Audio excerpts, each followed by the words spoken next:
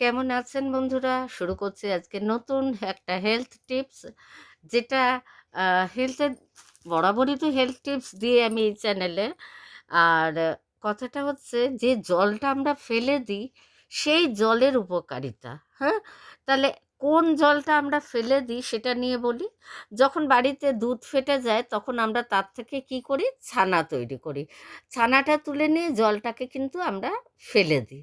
কিন্তু এই জলটা আমরা যদি ফেলে না দিই, যদি জানতাম এই জল এত প্রোটিন সমৃদ্ধ এবং পুষ্টিকর, তাহলে হয়তো ফেলে দিতাম না।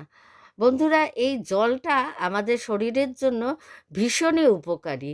এছাড়া হার্ট সংক্রান্ত রোগ, পেট সংক্রান্ত রোগ, মানে যেটা মোটাপা, যেটা মানে ফুলে যাচ্ছে, এগুলো সব কমাতে এই জলটা কিন্তু অনেক সহায়তা করে। ছানার জলে অ্যালবুমিন ও গ্লোবিউলিন নামে দুটো প্রোটিন থাকে। এছাড়া কার্বোহাইড্রেট ও ল্যাকটোজ সমৃদ্ধ থাকে এই জল। ছানার একটা ভিটামিন থাকে এই জলে, তার নাম হচ্ছে রিবোফ্ল্যাভিন, যা শারীরিক বৃদ্ধিতে সাহায্য করে এবং শরীরের শক্তির যোগান দেয়।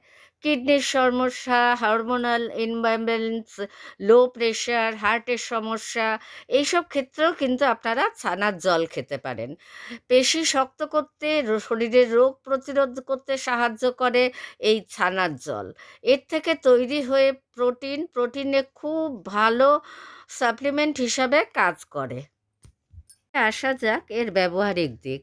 ব্যবহার, আপনারা এমনিতেই এই জলটা খেতে পারেন। যদি তা না পারেন, তাহলে আটা ময়দা মাখতে যে জলটা আমরা ব্যবহার করি সেটা না করে এই ছানা কাটানো জলটা দিয়ে রুটি বানালে রুটি যেমন নরম হবে সেরকম পুষ্টিকর হবে।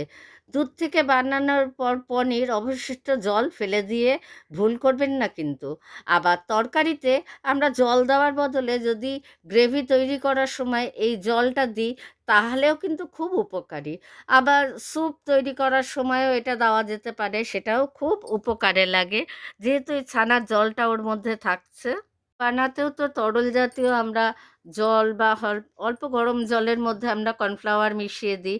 সেরকমভাবে না মিশিয়ে ওই ছানার জলটার মধ্যে কর্নফ্লাওয়ার মিশিয়ে যদি আমরা স্যুপটা তৈরি করি, তাহলে স্যুপটা যেমন আমাদের শরীরের জন্য উপকারী, সেটা দ্বিগুণ পরিমাণে প্রোটিন সমৃদ্ধ হয়ে আরও বেশি কার্যকর হয়ে উঠবে আমাদের জীবনে।